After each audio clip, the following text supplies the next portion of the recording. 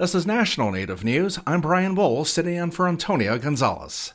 The Miccosukee Tribe is embarking on a campaign to buy and protect lands in the Florida Everglades. The Guardian newspaper reports that the tribe's in a partnership with the Florida Wildlife Corridor Foundation. The goal is to create a safe habitat for threatened species, including black bears, panthers, and key deer. The initiative was spurred by the Trump administration's slashing of federal funds for conservation projects. Talbert Cypress, chair of the Miccosukee, is quoted as saying the tribe has a constitutional duty to conserve their traditional homelands, the lands, and waters which have protected and fed the tribe since time immemorial. The agreement was announced at a summit of corridor stakeholders in Orlando recently after a study by the Native American Fish and Wildlife Society found that 60% of federally recognized tribes have lost grants or other federal funds exceeding $56 million since Donald Trump began his second term in January. And now we continue yesterday's story about the Hopi 19 and Alcatraz Island from KJZZ's Gabriel Pietrorazio. With a history glamorized for decades on the silver screen, most notably by the 1979 blockbuster Escape from Alcatraz, starring Clint Eastwood, depicting an iconic real-life prison break by inmates Frank Morris and brothers Clarence and John Anglin a year before The Rock closed in 1963. Get up, Morris. It's moving day. I said get up, Morris. Open up 109. Morris, I said get up. Jesus Christ.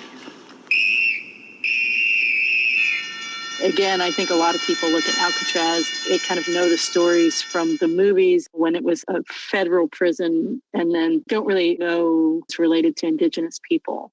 Wendy Holliday is a former archivist for the Hopi Cultural Preservation Office. When I was doing the research and I lived on the reservation and I was a tribal employee, 100 years after those men were imprisoned at Alcatraz, the story was still so resonant as though it had just happened yesterday.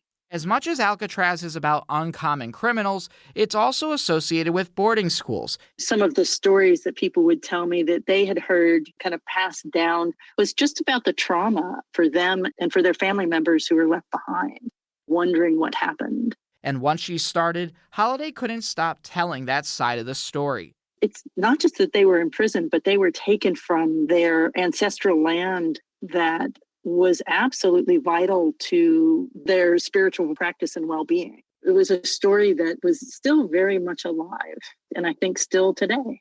Amber Rose Howard is with CURB, Californians United for a Responsible Budget, a coalition of more than 80 groups organizing against prisons across the Golden State. Of course, Alcatraz is just a non-starter. There's no drinking water, no utilities, no infrastructure. It's hard to tell what's a real threat and what's just fear-mongering.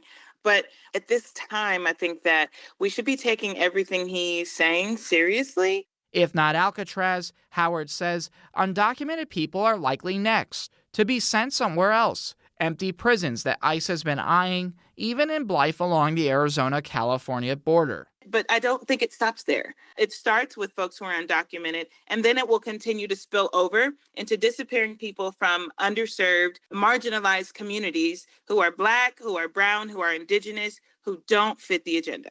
For National Native News, I'm Gabriel Pietrorazio.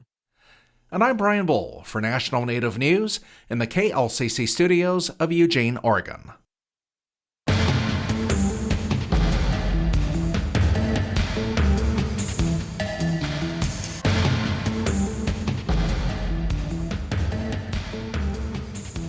National Native News is produced by Koahnic Broadcast Corporation with funding by the Corporation for Public Broadcasting. Support for law and justice-related programming provided by Hobbs, Strauss, Dean & Walker, LLP, a national law firm dedicated to promoting and defending tribal rights for over 40 years. More information available at hobbsstrauss.com. DT Track, your healthcare partner across Indian country, supports this show. DT Track provides culturally competent nationwide healthcare staffing to IHS, tribal, and urban health facilities. More at dt-trak.com.